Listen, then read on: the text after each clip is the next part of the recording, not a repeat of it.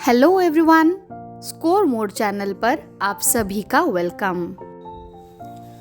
Students, आज हम 10th standard के साइंस और टेक्नोलॉजी हिस्सा अव्वल का बोर्ड पेपर पैटर्न डिटेल में डिस्कस करने वाले हैं, जिसमें हम देखेंगे नंबरात के लिहाज से सवालात की तकसीम कैसे की गई है।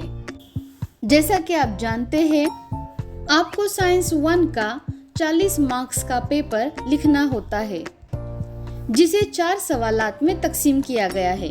तो शुरू करते हैं सवाल नंबर 1 से। सवाल नंबर 1 को 2 हिस्सों में तकसीम किया गया है, ए और बी। सबसे पहले देखेंगे सवाल नंबर 1 का ए। इस सवाल में दरसी किताब में से कुल मिलाकर आपको 5 कसीर मुतबादिल जवाबी सवालात मतलब मल्टीपल चॉइस क्वेश्चन पूछे जाते हैं। इसमें खाली जगह आपको पूरी करनी होती है, जिसके लिए आपको 4 ऑप्शंस दिए जाते हैं। उसमें से आपको एक जवाब चुनकर जुमले को दोबारा लिखना होता है। इस तरह से आपको कुल मिलाकर 5 सवालात दिए जाते हैं। हर सवाल के लिए 1 नंबर होता है। इसका मतलब सवाल नंबर 1 के ए में आपको 5 मार्क्स के सवालात के जवाबात लिखने होते हैं। अब बढ़ते हैं सवाल नंबर 1 के बी की तरफ। यहाँ पर भी आपको 5 सवालात पूछे जाते हैं। हर सवाल के लिए 1 नंबर होता है, लेकिन यहाँ पर खाना पूरी का सवाल शामिल नहीं होता। यहाँ पर आपको 5 मुख्तलिफ किस्म के मारूजी सवालात पूछे जाते हैं। जैसे कि एक किस्म का सवाल होता है मुतफर्रिक जुज़ अलहदा कीजिए। यहाँ पर 4 या 5 अज्जा में से एक मुतफर्रिक जुज़ को अलग करना होता है। मिसाल के तौर पर ये सवाल देख लीजिए। यहाँ पर 4 आपको जुज़ दिए हुए हैं, जैसे कि इन्हराफ नूर, इन्हराफ नुमा, नूर का बिखरना और नूर का इंतशार। इन चारों में से आपको मुतफर्रिक जुज़ अलहदा करके लिखना है। मतलब ऐसा आपको लफ्ज़ यहाँ से ढूंढना है जो अलग है, जो बाकी 3 में से मेल नहीं रखता, और वो आपको चुनकर उसका जवाब लिखना है। जैसे यहाँ पर इसका जवाब है इन्हराफ नुमा, तो आपको सिर्फ जवाब में इन्हराफ नुमा लिखना है। दूसरा सवाल है बाहमी ताल्लुक कायम करना। इस सवाल में हमें पहले एक जोड़ी दी जाती है जिसमें 2 अज्जा होते हैं। उन 2 अज्जा में कुछ ताल्लुक होता है, और दूसरी जोड़ी दी जाती है जिसमें सिर्फ एक जुज़ दिया होता है और दूसरा जुज़ आपको लिखना होता है। पहली वाली जोड़ी के ताल्लुक को समझते हुए आपको दूसरी जोड़ी को मुकम्मल करना होता है। जैसे कि मिसाल के तौर पर देखिए, यहाँ पर पहली जोड़ी दी हुई है टॉर्च और मुकर्रदसा। इसे देखकर हमें समझ में आ रहा है कि टॉर्च में हम मुकर्रदसे का इस्तेमाल करते हैं। अब देखिए, दूसरी जोड़ी का सिर्फ एक जुज़ दिया हुआ है कैमरा। तो पहले से हमें समझ जाना चाहिए कि जब टॉर्च में इस्तेमाल हो रहा है मुकर्रदसा, तो कैमरे में कौन सा अज्जा इस्तेमाल होता है? जवाब है मुहद्दिब अज्जा। तो यहाँ की खाली जगह में आपको सिर्फ इतना लिखना है, मुहद्दिब अज्जा। तीसरा सवाल होता है मुनासिब जोड़ियाँ लगाना। यहाँ पर कभी आपको एक जोड़ी लगानी होती है या कभी कभी 2 जोड़ियाँ लगानी होती है। चौथा सवाल है सही या गलत लिखना। आपको यहाँ पर कोई वजाहत करने की ज़रूरत नहीं है, सिर्फ इतना लिखना है ये बयान सही है या फिर ये बयान गलत है। और 5वां जो आखिरी सवाल है, यहाँ पर सालमी ज़ाब्ता लिखना या नाम लिखना। यहाँ पर आपको कोई साख्ती ज़ाब्ता दे सकते हैं जिसे आपको पहचान कर उसका सालमी ज़ाब्ता लिखना है, कोई शक्ल दे सकते हैं जिसका नाम आपको लिखना है, या फिर कोई फ्लो चार्ट दिया होता है जिसको मुकम्मल करना होता है, या कोई कीमियाई मसावात भी पूछी जा सकती है जो नामुकम्मल होती है और आपको उसको मुकम्मल करके लिखना है।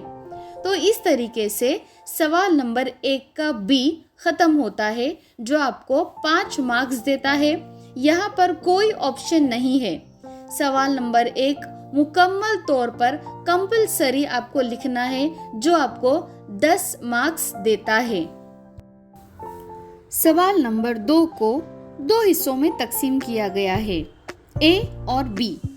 सवाल नंबर 2 के ए में साइंसी वजूहात पूछी जाती है। इस सवाल में 3 ज़मनी सवालात होते हैं, जिनमें से आपको कोई 2 हल करने होते हैं। हर सवाल के लिए 2 नंबर होते हैं। इस तरह से सवाल नंबर 2 ए में आपको 4 मार्क्स का लिखना होता है। अब यहाँ पर जो 3 ज़मनी सवालात आपको पूछे जाते हैं, उसमें एक सवाल इल्म तबैयात से पूछा जाता है और एक सवाल इल्म कीमिया से पूछा जाता है और एक सवाल दोनों में से किसी एक, तबैयात या फिर इल्म कीमिया से। अब बढ़ते हैं सवाल नंबर 2 के बी की तरफ। इस सवाल में मुख्तलिफ किस्मों के 5 सवालात पूछे जाते हैं, जिनमें से आपको 3 जवाबात लिखने होते हैं। हर सवाल के लिए 2 नंबर। इसका मतलब सवाल नंबर 2 के बी से आपको 6 मार्क्स का लिखना होता है। अब हम देखेंगे कि यहाँ पर हमें जो अलग अलग किस्म के सवालात के जवाबात लिखने हैं वो कैसे होते हैं। पहला है अददी मिसालें हल कीजिए। यहाँ पर आपकी दरसी किताब के मुख्तलिफ अब्वाब में से मुताल्लिक अददी मिसालें हल करने के लिए दी जाती है, जिसे आपको पढ़ना है और आपको हल करना है। अगर आप आपके तमाम अब्वाब का मुशाहिदा करते हैं तो आपको समझ में आता है कि पूरे 10 सबक में ये मिसालें नहीं दी गई है। कुछ 6 से 7 सबक है जिनके अंदर ये मिसालें दी हुई है, तो आपको वहाँ से वो तैयारी कर लेनी है। दूसरा है कवानीन, तारीफ या फिर उसूल लिखना। यहाँ पर कभी आपको सिर्फ कवानीन लिखने के लिए कहा जाता है और कभी कभी मिसालों के साथ उसकी वजाहत करने के लिए भी कहा जाता है। तीसरा है मुख्तसर नोट लिखना।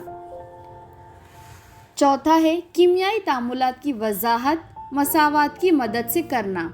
अब यहाँ पर भी अलग अलग किस्म के सवालात बनते हैं। कभी कभी आपको नामुकम्मल कीमियाई मसावत दी जाती है, जिसे आपको मुकम्मल करके लिखना है। कभी कोई गैर मुतवाज़न मसावत दी जाती है, जिसे आपको मुतवाज़न करके लिखना है। कभी कभी पूरी तरीके से सही कीमियाई मसावत दी जाती है, आपको उसका नाम पहचानना है, मतलब कौन सा कीमियाई तामुल है वो पहचान कर लिखना होता है। अगला सवाल आता है फ्लो चार्ट पर। यहाँ पर कोई नामुकम्मल फ्लो चार्ट दिया जाता है, जिसे आपको मुकम्मल करना होता है। 4 से 5 खाली जगह होती है, कभी सिर्फ 2 खाली जगह होती है, जिसे आपको पूरा करना है। यहाँ पर कभी कभी शक्लें भी दी जाती है, जिसे आपको नाम देना होता है या फिर नामजद करना होता है। एक सवाल में आपको फ़र्क वाज़ेह करने के लिए पूछा जाता है। यहाँ पर आपको 2 अज्जा के दरमियान कम से कम 4 नुकात लिखने होते हैं। साइंस के हर पेपर में, चाहे वो साइंस 1 हो या साइंस 2 हो, फ़र्क वाज़ेह करने के लिए आता ही है। तो आपको जिस भी सबक में फ़र्क वाज़ेह के लिए सवालात दिए हुए हैं, कोई 5 से 6 या 7 सबक होंगे, तो तमाम फ़र्क वाज़ेह आपको तैयार कर लेने हैं। ये सवाल कभी सवाल नंबर 3 में भी पूछा जाता है और सवाल नंबर 2 में तो इसे पूछा ही जाता है। अगला सवाल बनता है खुसूसियात के ऊपर, या फिर आपको असरात पूछे जाते हैं या किसी के फ़वाइद बयान करने के लिए पूछा जाता है। यहाँ पर भी आपको कम से कम 4 नुकात या 4 जुमलों में जवाब लिखना ज़रूरी होता है। और आखिरी किस्म का जो सवाल है, मिसालें दीजिए। किसी उसूल की मिसाल, किसी कानून की, किसी अमल की या फिर किसी नज़रिए की जो है आपको मिसाल के ज़रिए वजाहत देनी होती है। यहाँ पर आपको रोज़मर्रा ज़िंदगी के मुशाहदात और तजुर्बात को ख्याल में रखते हुए जवाब लिखना होता है। तो इस तरीके से हमारा सवाल नंबर 2 का भी मुकम्मल होता है। यहाँ पर जो मुख्तलिफ किस्मों के सवालात मैंने आपको बताए हैं, यही किस्म के सवालात पूछे जाते हैं। सीक्वेंस ऊपर नीचे हो सकती है, लेकिन सवालात ऐसे किस्म के ही आते हैं। मिसाल के तौर पर हम मार्च 2022 का क्वेश्चन पेपर देखते हैं। यहाँ पर देखिए सवाल नंबर 2 के बी में 5 सवालात दिए गए हैं और आपको कोई 3 लिखने हैं। सवाल नंबर 1 देखिए, अगर एक सैयारे पर एक शे को 5 मीटर बुलंदी से नीचे आने के लिए 5 सेकंड दरकार होते हैं तो इस सैयारे का शकली इसरा कितना होता है। ये अददी मिसाल आपके बाब नंबर 1 से ली गई है। इस सवाल के जवाब में आपको सबसे पहले दिया हुआ है लिखना है, मतलब आपके सवाल में क्या मालूमात दी गई है वो आपको यहाँ पर लिखना है। उसके बाद आप ज़ाब्ता लिखेंगे और फिर ज़ाब्ते में दी हुई मालूमात को लिखकर उसे हल करेंगे। आखिर में आपका जो भी जवाब आएगा उसकी आपको इकाई लिखना, मतलब उसका यूनिट लिखना बहुत ज़रूरी है। यहाँ पर देखिए इस सवाल का जवाब है 0.4 मीटर पर सेकेंड स्क्वायर। तो ये जो मीटर पर सेकेंड स्क्वायर, ये जो इकाई है, ये आपको जवाब में लिखना बहुत ज़रूरी है। दूसरा सवाल है, होप का आला का साफ सुथरा नामजद खाका बनाइए। यहाँ पर आपको होप के आले की एक शक्ल बनाना है और उसे नामजद भी करना है। अगर सिर्फ आप शक्ल बना रहे हैं और नामजद नहीं कर रहे हैं तो आपको यहाँ पर पूरे मार्क्स नहीं मिलेंगे। सवाल नंबर 3, इन्हराफे नून के कवानीन बयान कीजिए। यहाँ पर आपको सिर्फ कवानीन लिखना है, किसी शक्ल की ज़रूरत नहीं है या कोई मिसाल देने की भी ज़रूरत नहीं है। सवाल नंबर 4, इसमें 2 सवालात दिए गए हैं, ए और बी। ए में पूछा है एल्यूमिनियम की अहम कच्छ धात का नाम लिखिए, तो आपको सिर्फ लिखना है एल्यूमिनियम की कच्छ धात, डैश करके जवाब लिख दो। बी देखिए, एल्यूमिनियम की कच्छ धात में कौन सी कसाफतें मौजूद होती है, तो आपको सिर्फ उसके पॉइंट्स लिखने हैं और ज़्यादा कुछ लिखना नहीं है। जितना पूछा है उतना ही लिखना है। आखिरी सवाल 5वां सवाल देखिए, फ्लेमिंग का बाएं हाथ का कानून के खाके का मुशाहिदा करके ए और बी को नामजद कीजिए। यहाँ पर आपको क्या करना है, सिर्फ ए और बी में क्या है वो लिखना है और कुछ भी नहीं लिखना है। अगर आप गौर करेंगे तो आपको पता लगता है कि यहाँ पर ये जो 5 सवालात पूछे गए हैं, इसमें से 3 सवालात इल्मे तबैयात से लिए गए हैं और 2 सवालात इल्मे कीमिया से लिए गए हैं। यहाँ पर क्या होता है, 2 सवालात कंपलसरी इल्मे कीमिया के होने चाहिए और 2 सवालात इल्मे तबैयात पर होने चाहिए और एक जो सवाल है ये दोनों में से कहीं से भी लिया जाता है।